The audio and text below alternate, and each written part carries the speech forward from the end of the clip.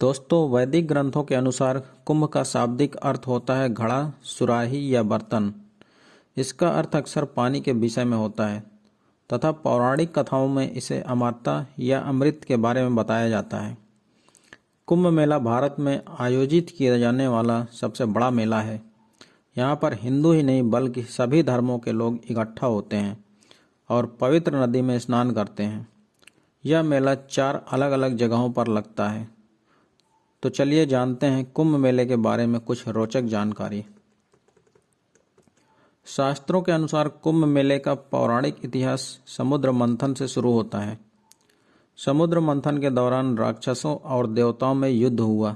उस दौरान देवराज इंद्र अमृत कलश को छुपा रहे थे और इधर उधर भाग रहे थे। उसी वक्त अमृत कलश से कुछ बूंदें गिर गई थी। जहाँ जहाँ वो बूंदें गिरी थी उन्हीं 4 जगहों पर कुंभ मेले का आयोजन होता है। कुंभ मेले के पीछे लोक कथा प्रचलित है कि यह मेला हर 12 साल में इसलिए आयोजित किया जाता है क्योंकि ये 12 साल राक्षसों व देवताओं के बीच युद्ध के 12 दिन और 12 रातों को दर्शाता है। स्वर्ग में एक दिन और एक रात को मानव जीवन के 1 वर्ष के बराबर माना जाता है। कुंभ मेला हिंदुओं की आस्था का सबसे बड़ा केंद्र है, जहाँ पवित्र नदी में डुबकी लगाने के लिए लाखों श्रद्धालु एक स्थान पर एकत्रित होते हैं।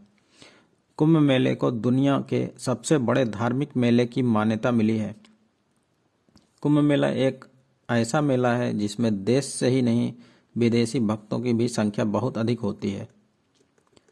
पारंपरिक रूप से भारत में 4 जगहों पर कुंभ मेलों का आयोजन किया जाता है, जिनमें पहला प्रयागराज, दूसरा हरिद्वार, तीसरा नासिक और चौथा उज्जैन सिंहस्थ कुंभ मेला है। कुंभ मेले की तिथि सूर्य, चंद्र व बृहस्पति ग्रह की स्थिति के अनुसार तय की जाती है और इन दिनों कुंभ स्थल से गुजरने वाली नदियों का पानी सबसे पवित्र माना जाता है। माघ के महीने में आयोजित होने वाले महाकुंभ का आयोजन प्रयागराज में होता है। प्रयाग में 3 पावन नदियों का समावेश होता है, जिनमें गंगा, यमुना और सरस्वती एक साथ बहती हैं। कुंभ का प्रमुख आकर्षण साधु संतों के 13 अखाड़े होते हैं।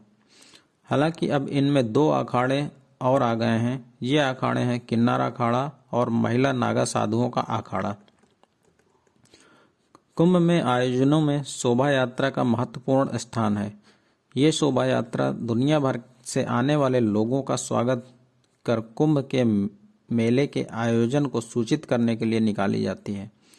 शोभा यात्रा में साधु संत अपनी टोलियों के साथ बड़े धूमधाम के साथ प्रदर्शन करते हुए कुंभ में पहुंचते हैं। तकरीबन 2 महीने तक चलने वाले कुंभ महापर्व के दौरान स्नान की कुछ विशेष तिथियां सुनिश्चित हैं, जिनमें मकर संक्रांति, पौष पूर्णिमा, मौनी अमावस्या, बसंत पंचमी, माघी पूर्णिमा तथा महाशिवरात्रि प्रमुख हैं। प्रयागराज में हर साल माघ मेले का आयोजन किया जाता है, जो कि मकर संक्रांति के दिन से शुरू होकर महाशिवरात्रि तक रहता है। ठीक इसी तरह अर्ध कुंभ का आयोजन 6 सालों में एक ही बार होता है, जिसके बाद महाकुंभ के आयोजन की मान्यता है, जो 12 सालों में एक बार पड़ता है। मकर संक्रांति से कुंभ का प्रत्येक दिन पवित्र माना जाता है, पर कुछ विशेष तिथियां बेहद खास होती हैं। इन्हीं तिथियों के स्नान को शाही स्नान या राजयोगी स्नान कहते हैं। अखाड़ों के शाही स्नान के बाद ही आम जनता को स्नान करने का मौका मिलता है। मान्यता है कि कुंभ में स्नान करने से व्यक्ति के न केवल पाप खत्म होते हैं, बल्कि उसे मोक्ष की प्राप्ति भी होती है। कहते हैं कि देवलोक में जाने का रास्ता कुंभ स्नान से जुड़ा हुआ है। कुंभ मेले को यूनेस्को की मानवता की अमूर्त सांस्कृतिक विरासत की प्रतिनिधि सूची में शामिल किया गया है।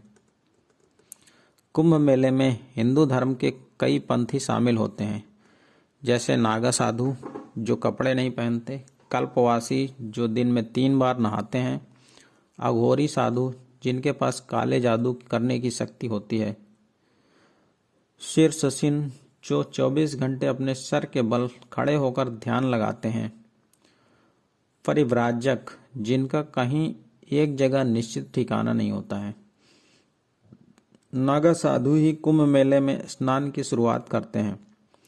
नागा बाबाओं को साधुओं का सबसे शुद्ध रूप माना जाता है और इसी कारण इन नागा साधुओं को नदी के पवित्र जल में सबसे पहले डुबकी लगाने का अवसर दिया जाता है। कुंभ मेले में आने वाले एक समुदाय अपने काले जादू की शक्तियों के कारण बहुत लोकप्रिय हैं। इन्हें अघोरी साधु कहते हैं। ये दाह संस्कार की राख से नहाते हैं, मानव कंकाल पहनते हैं और मानव मांस ही खाते हैं। अघोरी साधु कुंभ मेले में स्नान नहीं करते हैं। उनका मानना है कि ऐसा करने से उनकी काले जादू की शक्तियां खत्म हो जाती हैं। कुंभ मेला का पहला दस्तावेज विवरण चीन के यात्री ह्वेन-सांग के द्वारा वर्णित किया गया था, जो 629 से 645 ईस्वी में भारत आया था। दोस्तों, वीडियो आपको कैसी लगी कृपया कमेंट करके बताएं तथा वीडियो को लाइक करें और हमारे चैनल को सब्सक्राइब करना न भूलें। धन्यवाद। जय हिंद।